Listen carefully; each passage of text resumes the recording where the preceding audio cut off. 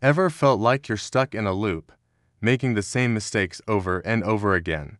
You fix a problem, only to have another one pop up, or worse, the same one comes back a few weeks later. It's frustrating, right? It feels like you're just playing whack-a-mole with your life or your business.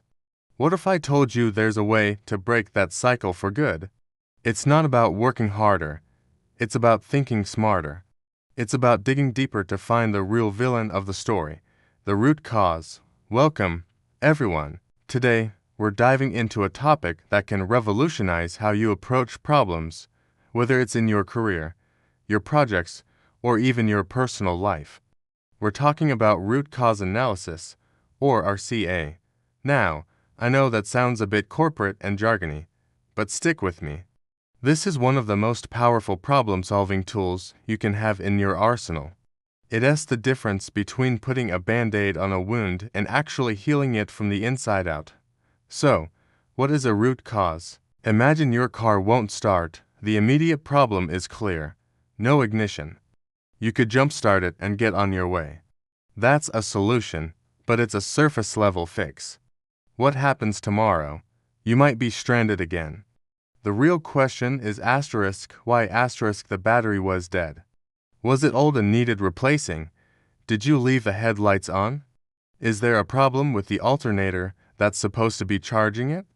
That why is what leads you to the root cause. The alternator problem is the root cause. The dead battery is just a symptom. In our lives and work, we often stop at the symptom level. Sales are down. Let's run a promotion. Website traffic dropped. Let's buy some ads. A project missed its deadline. Let's just tell the team to work faster next time. These are quick fixes, not permanent solutions. They address the what but completely ignore the why. And if you don't know why something is happening, you can't prevent it from happening again. One of the simplest, yet most effective, techniques for this is the 5 whys method. It was developed by Sakichi Toyoda, the founder of Toyota, and it's brilliant in its simplicity. When a problem occurs, you just ask why, 5 times. Each answer forms the basis for the next question.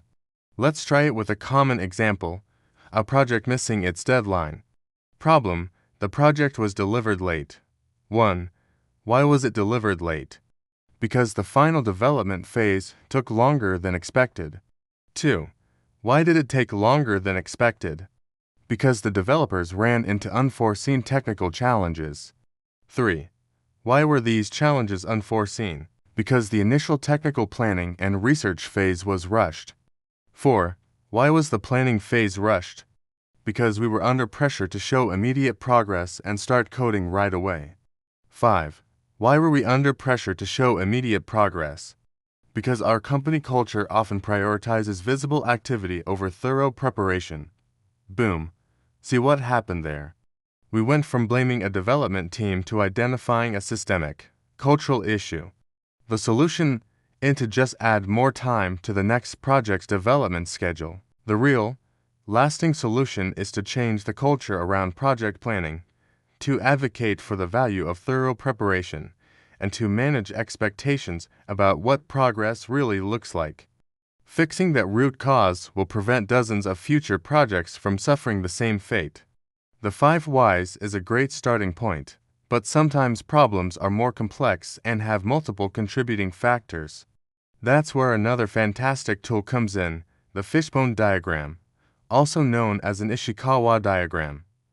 Imagine drawing a fish skeleton. The head of the fish is the problem statement, like low customer satisfaction.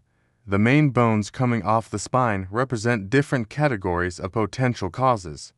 Typically, these categories might be things like people, process, technology, environment, and management. For each category, you brainstorm potential causes. Under people, you might list inadequate training or low morale.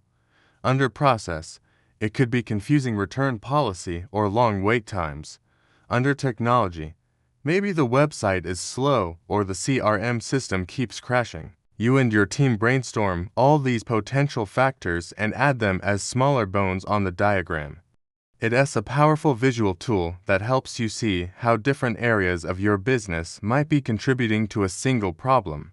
It stops the blame game and encourages a more holistic view. Instead of pointing fingers, you're collaborating to map out the entire ecosystem of the problem. Once you have this map, you can start investigating which of these potential causes are the actual root causes. This involves gathering data. You can't just guess. Look at your customer support tickets. Survey your employees. Analyze your website performance metrics. The data will point you toward the biggest offenders. Maybe you discover that 60% of complaints are related to a confusing checkout process. That's not a guess. It's a data-backed insight. Now you know exactly where to focus your energy to get the biggest impact. This brings up a crucial point: avoiding assumptions. Our brains are wired to jump to conclusions. We see a problem and our past experiences immediately suggest a cause. Oh, sales are down. It must be that new competitor.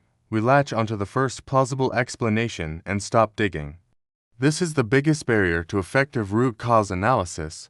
You have to be a detective. You have to question everything, especially your own assumptions. A great mindset to adopt is go and see. Don't just sit in a meeting room theorizing.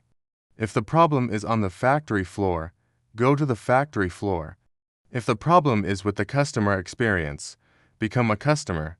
Go through the process yourself. Talk to the people on the front lines, the sales reps, the support agents, the developers. They live with these problems every day and often have invaluable insights that leaders in a boardroom would never see. Let's be real. This process takes time and effort. It's much easier to just apply a quick fix and move on, but that's a false economy. The time you spend putting out the same fires over and over again is far greater than the time it would take to find and fix the root cause once and for all. Think of it as an investment. You're investing time now to save yourself countless hours of headache, stress, and lost resources in the future. Moreover, building a culture of root cause analysis creates a learning organization. It shifts the focus from blame to improvement. When something goes wrong, the question is who messed up. But what can we learn from this, and how can we make our system better? This fosters psychological safety, where people feel comfortable highlighting problems without fear of punishment. And that is the secret sauce for continuous improvement and innovation. So, how can you start applying this today? Start small. Pick a recurring, nagging problem that's been bothering you. It doesn't have to be a massive corporate issue. Maybe it's that you're always running late in the morning. Ask yourself the 5 whys. Why am I always late? Because I can't find my keys. Why can't I find my keys? Because I don't have a designated spot for them. Why don't I have a spot for them? Because I haven't taken the 30 seconds to install a key hook by the door. C. The root cause isn't that you're a disorganized person. It's a simple system failure. The solution: spend 2 minutes installing a hook. Problem solved. Permanently. Once you get comfortable with this way of thinking, you can apply it to bigger and bigger challenges. Use it in your team meetings. When a project hits a snag, facilitate a 5 whys discussion or draw a fishbone diagram on a whiteboard. Encourage data collection over assumptions. Celebrate the learning that comes from failure, not just the success that comes from winning. By shifting your focus from the symptoms to the source, you transform from a reactive problem solver into a proactive system builder. You stop being a firefighter and start being an architect, designing more resilient, efficient, and effective systems in your work and your life. It's a subtle shift in perspective, but it has the power to change everything.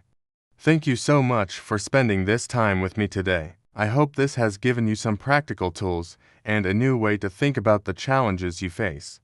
If you found this helpful, please hit that like button and consider subscribing for more content on thinking smarter and working better. I'd love to hear from you in the comments below.